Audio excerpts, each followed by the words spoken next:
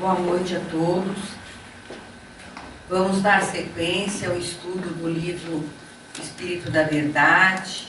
E o nosso texto hoje é de Emmanuel, um grande mentor do nosso Chico Xavier. Essa lição, ela diz respeito ao item 1 do capítulo 9.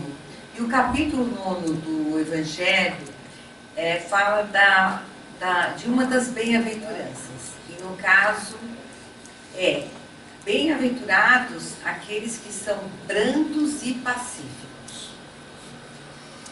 Eu confesso que ao ler essa lição, eu fiquei bastante constrangida de vir falar com vocês a respeito dela. Porque eu estou longe de ser branda e pacífica.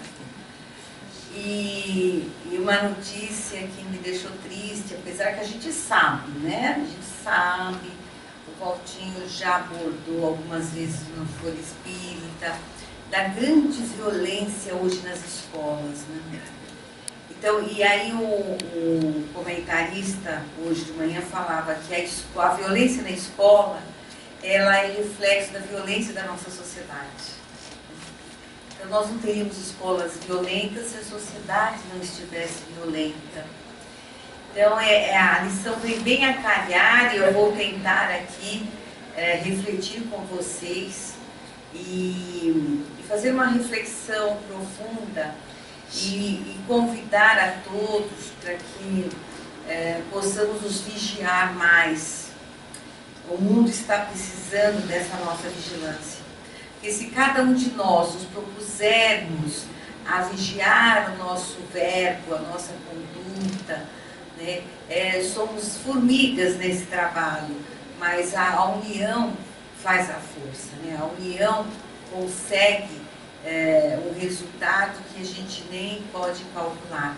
Então vamos ver, vamos lá. No Evangelho, nas bem-aventuranças, no item 1, ele fala assim, né? Mateus escreve no capítulo 5, versículo 5.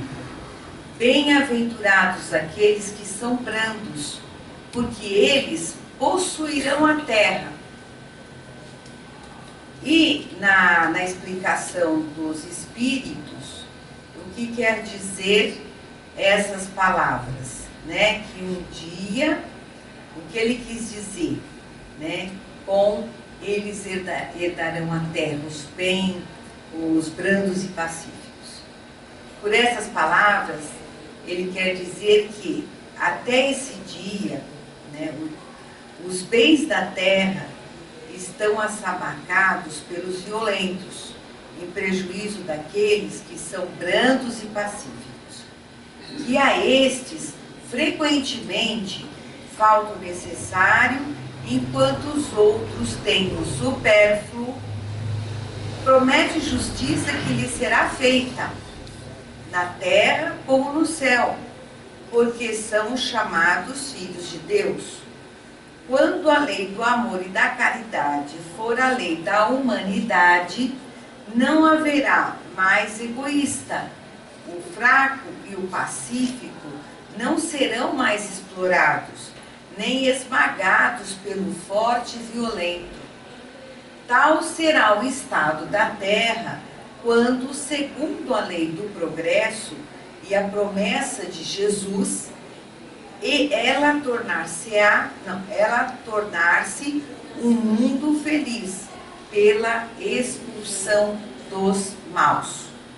Então, quando isso acontecer, em que a caridade for a lei geral que vai reger todas as leis humanas, não haverá lugar para os maus. Por isso que os pacíficos, os brandos, herdarão a terra. Aqui Jesus faz uma premonição do que será, porque nós estamos caminhando para um mundo de regeneração. Não me pergunte quando, porque a gente não consegue nem vislumbrar hoje.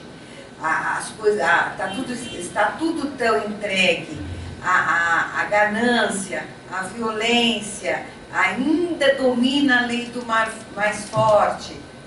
Em todos os quadrantes do nosso planeta, a gente não consegue nem divisar quando vai ser esse dia.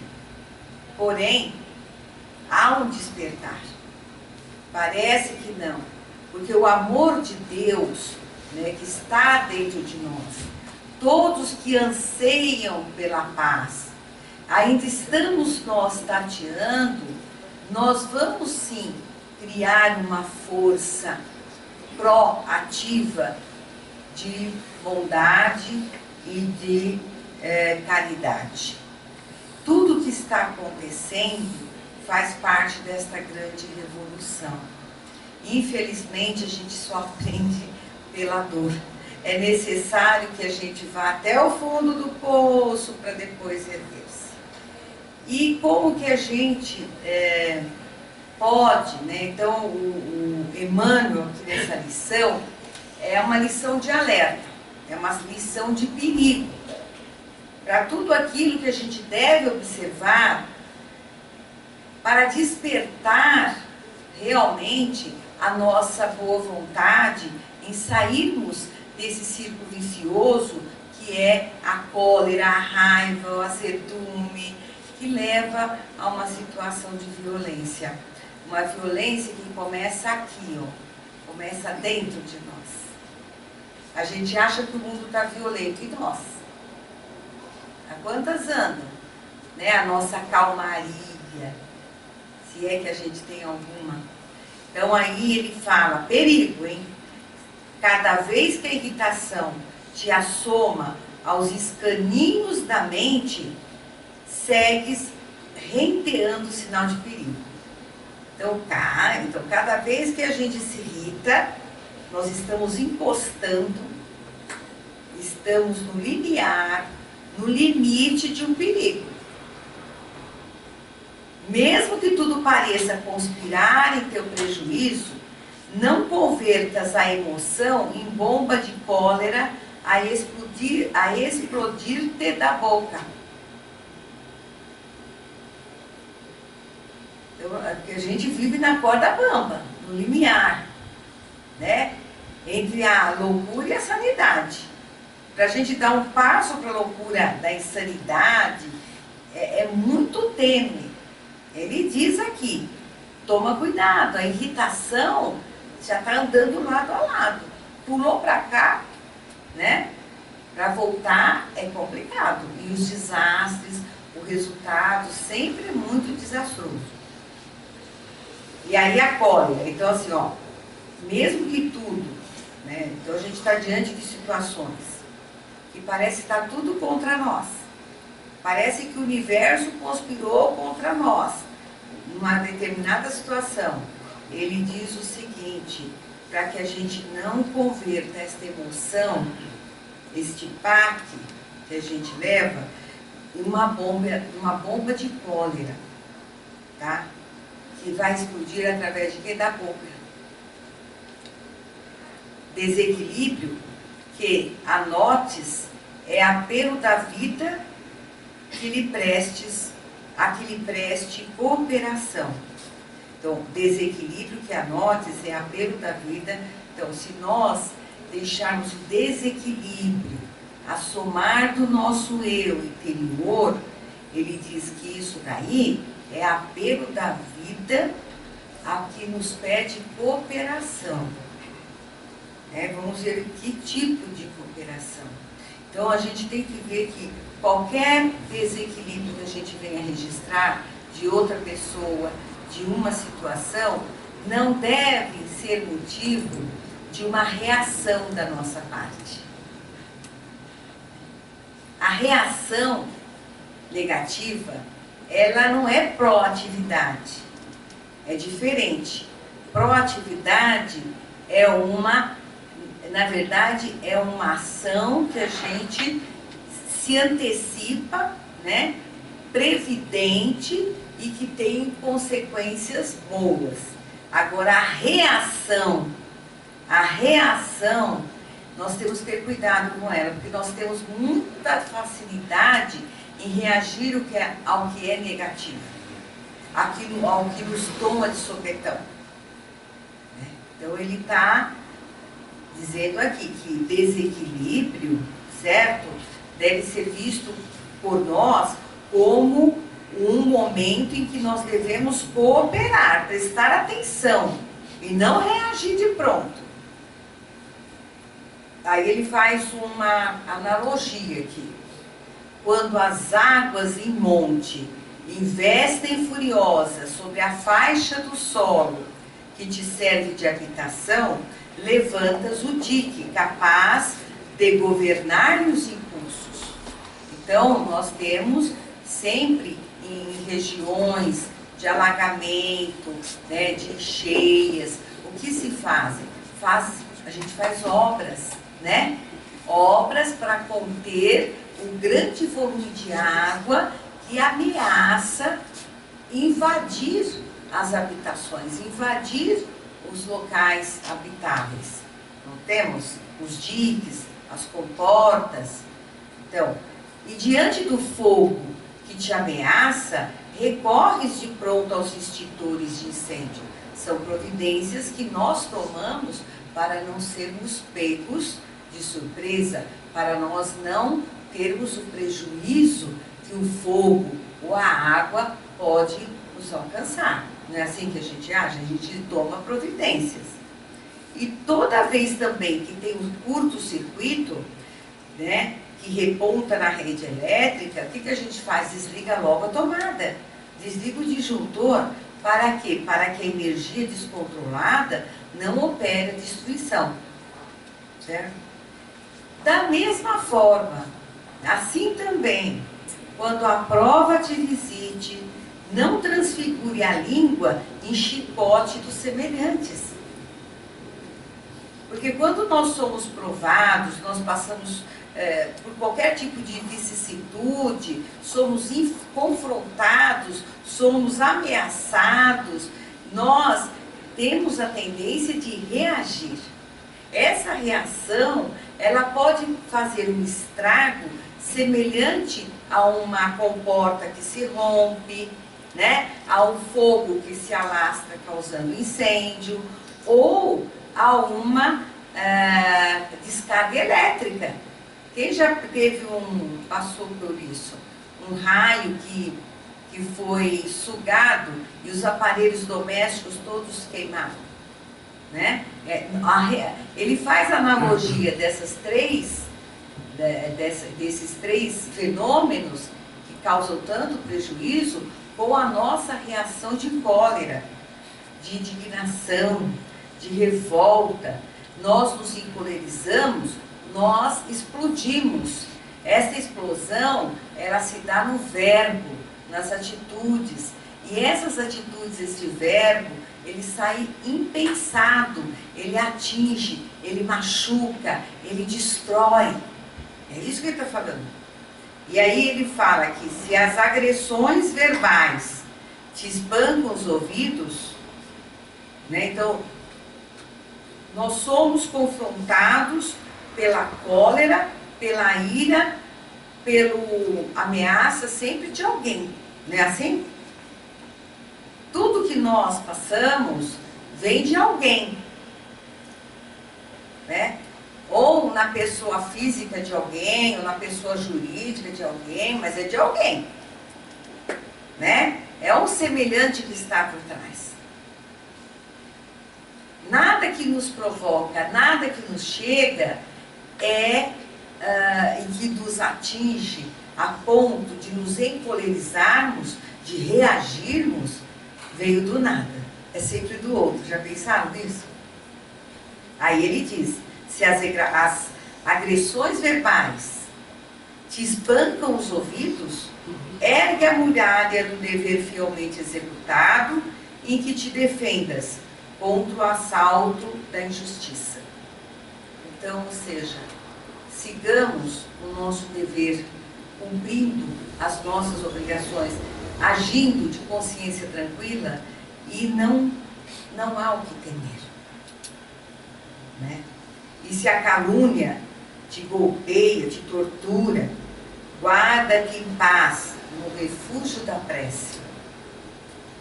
é comum que nessas horas a gente esqueça da prece. Porque o que acontece quando nós somos tomados assim por uma injustiça, por uma calúnia? O que acontece? A gente para a respiração para começar, né? A gente bloqueia a respiração, entra no estado de cólera, com toda a adrenalina possível, e explodimos, reagimos, não é assim? E o Emmanuel está aqui nos aconselhando justamente o contrário. Jesus, que é o nosso modelo e guia, não existem relatos de que ele tenha se encolerizado, em nenhum momento. E enganam-se aqueles que acham que no episódio dos vendilhões do templo ele se encolerizou. Energia é uma coisa, a autoridade pela pessoa que ele era é uma coisa, encolerizar é outra. Certo? Então, nós temos que... Então, como que Jesus agia? Porque ele estava espiritualmente tranquilo, ele confiava. Ele não se sentia machucado ou torturado por coisas menores. Porque ele sabia esperar. Ele sabia o valor do tempo, que soluciona tudo. E naquilo que ele precisava agir, ele agia serenamente. E aqui Emmanuel está buscando dar algumas dicas, né, de como nós podemos agir em determinadas circunstâncias. Circunstâncias perigosas, né? Perigosas para nós, porque nós podemos nos resvalar neste perigo, com resultados muito ruins, né? Porque todo crime, a maior parte dos crimes, vem de uma situação assim, né? Os grandes compromissos, as grandes cargas espirituais que nós arrastamos ao longo dos séculos, são decorrentes das nossas atitudes intempestivas, coléricas, onde nós nos sentimos com o orgulho ferido, com a honra maculada, onde nós quisemos impor a nossa forma de pensar, a nossa justiça. E aí estamos hoje nós, lidando com tudo isso, sem saber lidar com tudo. E aí ele continua aqui. Se a dignidade ofendida dentro de ti surge transformada em aceso estopim para a deflagração da revolta, deixa que o silêncio te emudeça, até que a nuvem da crise te abandone a visão. A nuvem da crise te abandone a visão. Emudeça no silêncio. Aí me faz lembrar a historinha do Chico, da água da paz. A gente está sempre lembrando da historinha. Para quem só recordando, Chico, ele encontrava sua mãe, né? Se aconselhava, ela sempre aparecia para ele em momentos críticos. E um dos momentos, Chico estava muito chateado pelos excesso de combates a ele, a pessoa dele, a prática dele na mediunidade, foi logo no começo. E ele estava realmente com vontade de revidar aquilo, defender-se, defender o ideal, né? E ele comentou com a sua mãe o que fazer, né? E aí ela falou para ele, foi a mãe dele, né? Foi a mãe dele, a Dona Maria João de Deus, para que ele tomasse a água da paz. E ela, né, a água da paz. Aí depois ele foi buscar, pensou que era um medicamento homeopático. E ele chegou a buscar, pedir para pessoas que fossem para Belo Horizonte, ver se tinha, ele encontrou isso. Não encontrou o tal da água da paz, que ele entendeu como se fosse um medicamento homeopático, ou fitoterápico. E aí, quando a mãe dele apareceu novamente, ele falou, perguntou o que seria essa água, eu não achei. Não, Chico, não é isso. É o seguinte, quando você estiver para estourar, né, diante de uma injúria, de uma blasfêmia, que você estiver indignado, tome a água, um copo de água, tome um gole de água e deixe aquela água na sua boca. Mas espere um bom tempo, né? E se você só embula aquela água quando aquela raiva passar. Foi essa a lição. E o André Luiz lembra-se dessa lição no Nosso Lar. No Nosso Lar ele conta essa lição, né? Então, é a água da paz, certo? Então a gente toma, é aquele momento, é o que ele está falando aqui. Fique no silêncio, emudeça até até que a nuvem da crise te abandone a sua visão. Então, e funciona, porque a água da paz eu já fiz um teste, realmente funciona, viu, gente? Funciona bastante. Então, toma água, espera, ela não engole, fica ali, ó. Até quando aguentar. Depois, quando não aguentar mais, engula. A raiva passou. Porque é daquele momento que a gente precisa, é aquele tempinho. Aquele 1, 2, quem aguenta 3 minutos, é aquele tempo que a gente precisa para tomar fôlego. Percebe? Aí aquela visão negra que a gente tem no momento, aquela crise, passa a ser apenas algo embaçado, que não nos atinge tanto. Vale a pena tentar. Quando eu li esse parágrafo, eu lembrei da historinha da água da paz, do Chico. Sobretudo, à frente de qualquer companheiro encolerizado, não lhe agrave a distonia, quer dizer, a perturbação que ele, toda a física que ele tem naquele momento, certo? Não piore, porque alguém encolerizado está em distonia, sim. O que é distonia? É perturbação das funções do aparelho circulatório ou digestivo, ou os dois juntos. Este é o significado do termo distonia. Então, a pessoa que se encoleriza, por isso que tem gente que infarta logo, entope tudo, a gente não toma conta da gente. Depois a gente vai no médico, vai fazer eu estou com gastrite nervosa, né? Úlceras. Porque são devidos a esses momentos de cólera. Então, o que está falando assim, diante de um companheiro encolerizado, não piora o estado dele, porque ele já está frito mesmo. Ele já está frito, porque se não vai ser logo um dia o organismo não aguenta. Vai pifar. Aí a gente é um tal da gente pôr catéter, é um tal de pôr ponte de safena, não tem jeito. É um tal de, né, úlcera, gastrite, né? E toma remédio a vida inteira, porque qualquer coisa faz mal, né? É a hérnia de hiato. São os companheiros nossos aí. E não adianta a gente falar, é nervoso. Aí o que o médico recomenda, né? O médico normalmente recomenda, olha, evita situações de estresse. Não é comum nós ouvirmos isso?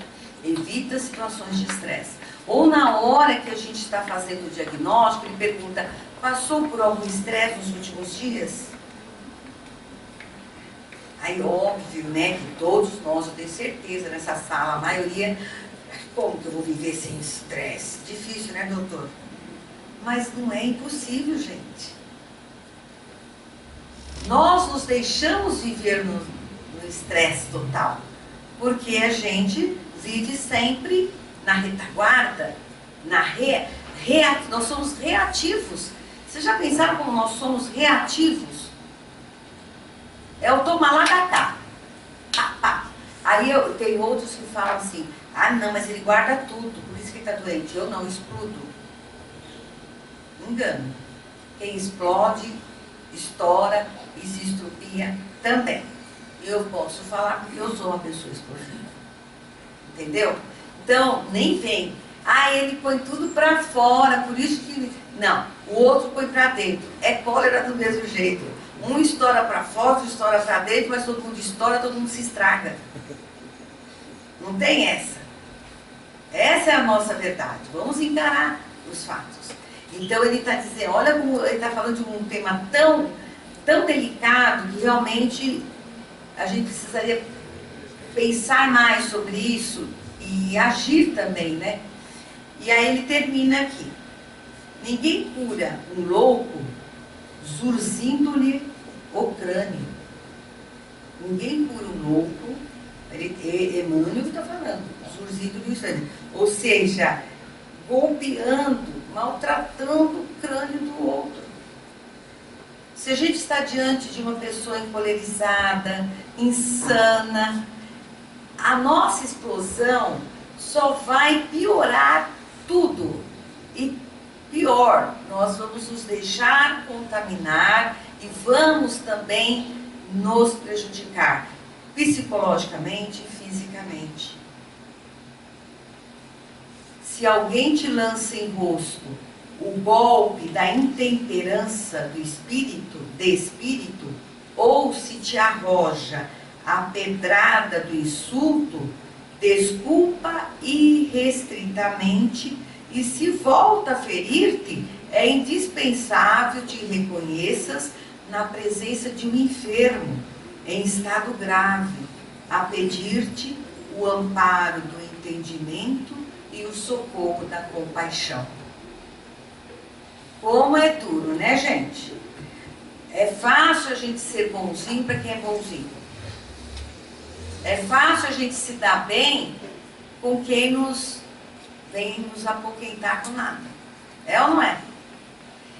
É no ambiente de trabalho, é em casa, junto aos familiares, junto aos companheiros de várias atividades que nós exercemos, várias funções e atividades na nossa vida, e temos que nos relacionar sempre. E nós achamos, a gente se dá muito bem com aquele que chega para nós, bom dia, tudo bem? E a gente se dá muito mal com aquele que não fala nem bom dia, passa direto. Aí a gente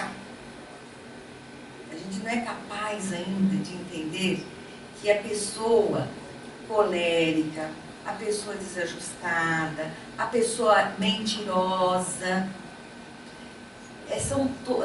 é uma necessitada, gente. E aí eu pergunto, será que também todos nós não somos também um pouco insanos? Perguntem para os filhos, quem tem filho. Às vezes os filhos falam as verdades e a gente não quer ouvir. Sabia? Né? Se a gente ouvir bem, a gente vê que a gente não é aquele pai, mãe, modelo, bonzinho, né, que tem paciência, que ouve os filhos. É uma boa medida para a gente ter. É necessário ter humildade, gente. A mansuetude, ela exige humildade. Ela exige humildade. Senão a gente pode morrer de fazer yoga, morrer de... Né? Nossa Senhora, Nirvana, né? De tanto fazer meditação. Se no dia a dia que a gente não conseguir lidar com as interferências do nosso próximo, Não adianta. Então, nos conhecermos. Em primeiro lugar, vamos nos conhecer? Vamos lidar com o nosso eu? Quando a gente faz isso, a gente compreende que nós não somos perfeitos. E quanta besteira que a gente fala quando a gente se encoleriza. Eu acho que todos nós já passamos por momentos que a gente gostaria de não ter vivido aquele momento. De ter falado aquela besteira, de ter machucado tal pessoa com que a gente falou, né? Ou de ter falado tanta besteira que depois, nossa, eu fui idiota, falando aquilo ali, a pessoa pensa que eu sou... Percebe? Então, todos nós temos uma história para contar. E como nós gostaríamos que os outros nos compreendessem, nos perdoassem, né, naqueles escorregão. Como a gente gostaria, né, de nem lembrar, que aquela pessoa não lembrasse mais daquilo que a gente fez, numa hora de raiva, de cólera. Falamos coisas que não devem, coisas que machucam, né? Então, quando a gente entrar num clima assim, quando tiver pessoas nesse estado de espírito, a gente vai buscar exatamente agir contrário, o silêncio, né? Dar o tempo, a água da paz. Vamos lembrar dessas coisas, né? Tinha duas mensagens aqui de Emmanuel e de André Luiz, mas não vai dar tempo para a gente ler, tá?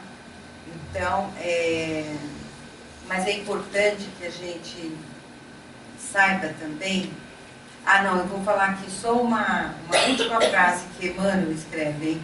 Porque ele está falando, ó, da nossa voz, da nossa vibração, que a nossa voz, ela tem uma carga, tanto ela pode ser positiva como negativa, mas na hora da raiva, na hora da cólera, na hora do revide, a nossa voz, ela é carga negativa, é eletricidade pura, destruindo tudo. E ele termina aqui, olha, barulho verbal apenas complica. Pensa nisto, a tua voz é o teu retrato sonoro. Então fica aqui pra gente pensar, né? Muito obrigada, gente. Vamos trabalhar.